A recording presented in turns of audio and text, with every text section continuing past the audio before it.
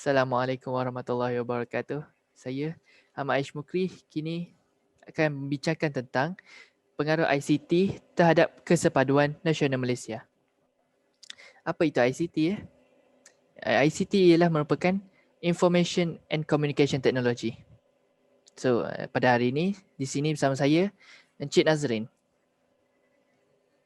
Encik boleh kenalkan diri? Baiklah, Assalamualaikum warahmatullahi wabarakatuh. Nama saya Muhammad Nazrin Hakim bin Nazaruddin. Pertama-tamanya saya nak ucapkan terima kasih kepada Encik Aish Mukri kerana telah menjemput saya untuk bertemu ramah pada hari ini. Sama-sama. Baiklah, nama saya Muhammad Nazrin Hakim.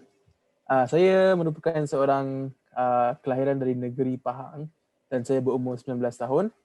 Saya merupakan anak keempat daripada 4 adik-beradik. Pada masa ini saya tidak bekerja kerana masih belajar dalam ijazah bidang Computer Science di Taylor's University, Subang Jaya. Boleh saya nak tanya Encik? Encik daripada bangsa apa ya? Saya dapat banyak soalan tu sebab saya merupakan seorang Melayu tapi nenek saya merupakan seorang Cina. Jadi mungkin daripada rupa paras saya orang kadang-kadang ada yang tersilap lah menganggap saya seorang Muslim. Tapi saya boleh kira suku Cina. Suku Cina ya. Ya. So Encik still agama Islam ya? Ya betul. Okey. Okey. Encik ada bahasa-bahasa lain tak selain daripada bahasa Melayu yang dikuasai? Selain bahasa Melayu iaitu bahasa ibunda saya belajar bahasa Inggeris untuk SPM dan saya juga menguasai bahasa Arab untuk PT3 yang saya ambil pada tahun 2016. So 3 bahasa di situ dan saya juga memiliki satu bahasa sampingan yang saya belajar atas minat saya sendiri iaitu bahasa Jepun. Bilakah Encik didedahkan dengan bahasa Jepun tu? Bahasa Jepun saya mula mengenali bahasa Jepun ni pada masa saya darjah 5 lebih kurang 9 tahun yang lalu. Masa itu kakak saya dia memang minat dengan budaya dan tradisi Jepun. Tapi pada tahun 2018 saya telah ke sana dalam satu lawatan berkumpulan, lawatan sambil belajar dan pada masa itulah saya mula mendalami bahasa Jepun sebagai satu pelajaran yang saya ambil serius. 2018 ya? 2018 ya, 2 tahun yang lalu. 2 tahun yang lalu ya. Soalan terakhir. Encik ada melibatkan diri dengan aktiviti-aktiviti kemasyarakatan ke tak? Aktiviti kemasyarakatan. Kebelakangan ni memang tak ada sebab ialah kita semua dalam pandemik COVID-19. Tapi sebelum itu saya adalah menyertai lebih kurang 5 ke 6 aktiviti kemasyarakatan sebagai contoh aktiviti gotong royong yang diadakan di kawasan perumahan saya di masjid untuk membersihkan kawasan-kawasan awam dan juga satu yang saya ingin highlightkan di sini, saya telah melakukan pengumpulan dana untuk kelab computer science di universiti saya.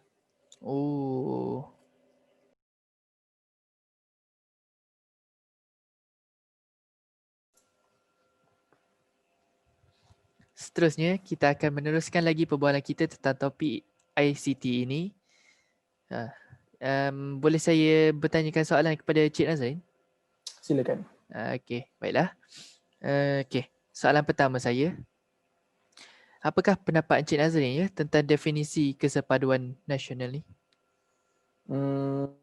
Bagi saya, maksud kesepaduan ialah proses di mana kita menyatu padukan. Jadi dalam konteks kesepaduan nasional, ianya ialah proses yang menyatu padukan masyarakat dalam satu negara yang membentuk satu identiti dan nilai bersama serta memiliki perasaan cinta dan bangga akan tanah air. Ini juga boleh disebut sebagai semangat patriotism. Okey, terima kasih atas penerangan tersebut. Baiklah, untuk soalan kedua saya, Cik rasa bagaimana kesepaduan tersebut boleh terbentuk antara masyarakat-masyarakat di Malaysia? Jadi untuk kesepaduan nasional ini terbentuk, satu kaum mestilah memahami budaya dan tradisi masing-masing serta memahami budaya dan tradisi kaum yang lain. Selain memahami, mereka juga perlulah mengamalkan sifat saling hormat menghormati agar tidak berlaku konflik atau insiden yang tidak diingini yang secara langsung akan mencipta situasi yang tegang antara kaum. Baik. Jadi berdasarkan penerangan Cik sebentar tadi kan, rasa-rasanya apakah pandangan Cik Nazir tentang asas yang umumnya diterima mengenai hubungan di antara unsur-unsur moden dan juga nilai-nilai budaya, agama dan juga nilai-nilai unsur-unsur tradisi? Ini satu soalan yang agak interesting oleh kerana pendedahan maklumat yang biasanya berfokuskan kepada budaya barat yang dianggap moden. Nilai-nilai budaya dan tradisi kita kadang-kala dianggap sebagai kuno oleh segelintir rakyat. Perkara ini adalah sangat membahayakan kepada budaya dan tradisi. Sebagai contoh, terdapat bahasa yang hampir berlaku kepupusan akibat jarang atau tidak digunakan. Bahasa Alabama yang merupakan satu bahasa tempatan di Amerika Syarikat hanya digunakan oleh lebih kurang 300 orang. Jadi ini menunjukkan risiko kepupusan boleh berlaku kepada budaya dan tradisi kita. Oleh itu kita mestilah menyanjungi dan bangga akan budaya dan tradisi kita. Saya setuju dengan Cik. Soalan seterusnya saya akan tanya. Pada pendapat Cik serasanya pengaruh ICT ni membawa kesan positif ke terhadap kesepaduan nasional Malaysia? Kesan positif ni ada banyak dan yang boleh dikupas dalam konteks ICT, terutamanya di media sosial di mana terdapat ramai dari kalangan masyarakat yang kreatif dan terutamanya daripada golongan muda yang boleh menghasilkan video, gambar dan grafik yang memberikan implikasi positif terhadap penonton. Sebagai contoh, video pembentangan tentang dibentuk akan melahirkan perasaan cinta akan negara setelah melihat para prajurit dan ketua negara bertumpah darah bertukar sumus untuk kemerdekaan negara. Ya. Tapi lah Cik, jika pengaruh ICT tersebut disalahgunakan lah apa rasa-rasanya kesan buruk yang boleh berlaku terhadap kesepaduan nasional Malaysia? Dalam segala benda yang kita buat mesti ada perkara baik dan perkara yang buruk. Ya, jadi pada masa yang sama, jika kita tidak berhati-hati dengan konten atau kandungan yang dibuat naik dalam media massa, perkara yang sebaliknya boleh berlaku. Video-video yang memaparkan provokasi yang mungkin benar ataupun hanya fiksyen semata-mata boleh membawa kepada fitnah dan pergaduhan. Ini boleh menyebabkan jurang yang besar antara kaum dalam konteks hubungan baik. Jadi censorship atau tapisan kandungan merupakan satu cara yang penting untuk mengelakkan video atau bahan provokasi disebar luas ke seluruh dunia. Encik rasa lah kan, apa langkah-langkah yang boleh dilakukan untuk mengatasi pengaruh negatif ICT tersebut terhadap kesepaduan nasional Malaysia? Untuk mengatasi pengaruh negatif ini, pada dasarnya kita mestilah mulakan daripada pendidikan di awal usia. Kita melihat, kita mestilah mendidik dan menanam sifat hormat menghormati antara sesama lain serta menanam dalam diri anak-anak kita untuk tidak melihat suatu kaum itu sebagai musuh. Sebaliknya, kita mestilah mengajar anak-anak kita untuk melihat seorang itu sebagai seorang manusia sendiri. Jadi bagi ICT atau Information and Communication Technology, kita tahu bahawa anak-anak muda senang dipengaruh.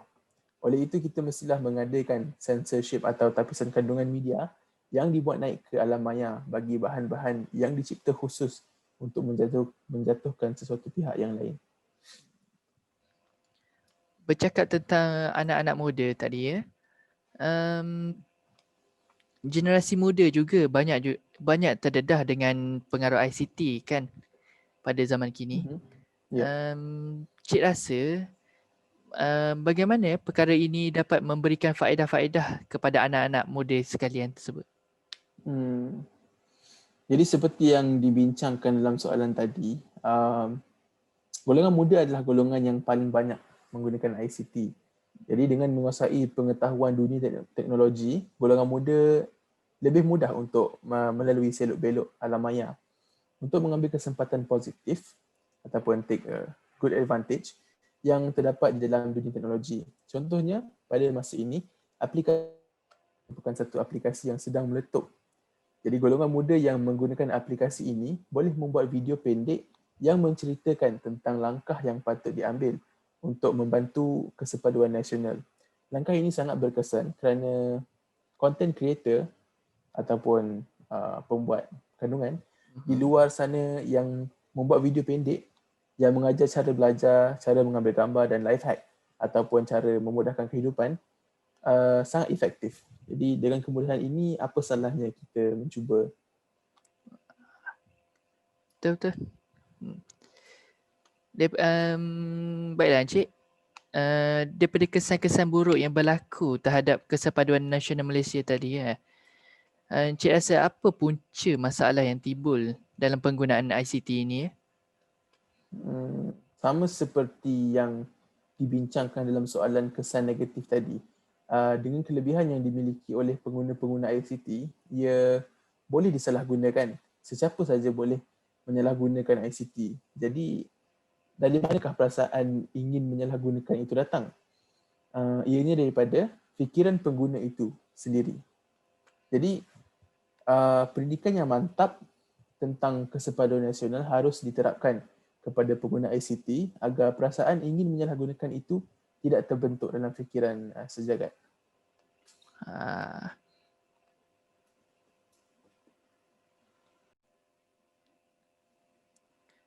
Okey, untuk soalan seterusnya, dengan adanya keburukan dan kebaikan dalam penggunaan ICT ini kan, apakah etika dan padaban yang perlu ada pada seseorang individu tersebut? Jadi kalau kita khususkan kepada media sosial seperti Instagram, Facebook, Twitter dan sebagainya, fungsi komen kepada sesuatu gambar atau status yang dimuat naik adalah fungsi yang paling banyak digunakan. Tapi jangan kita lupa, komen-komen yang dibuat naik boleh dibaca oleh sesiapa sahaja. Ini secara langsung mencerminkan bagaimana diri kita yang sebenar.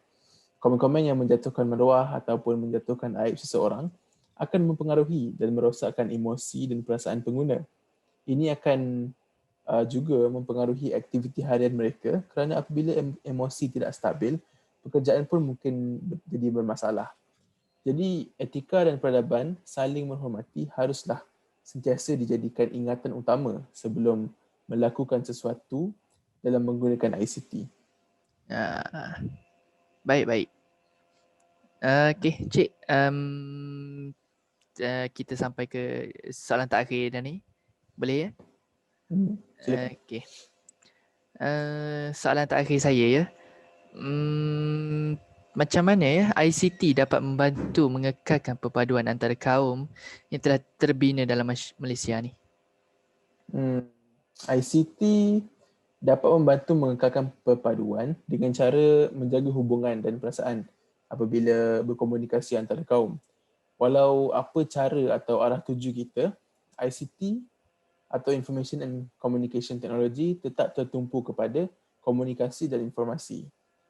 Oleh itu, dengan menjaga komunikasi dan cara penyampaian maklumat dengan betul, insya-Allah perpaduan antara kaum yang telah terbina akan sentiasa teguh di hati sejagat.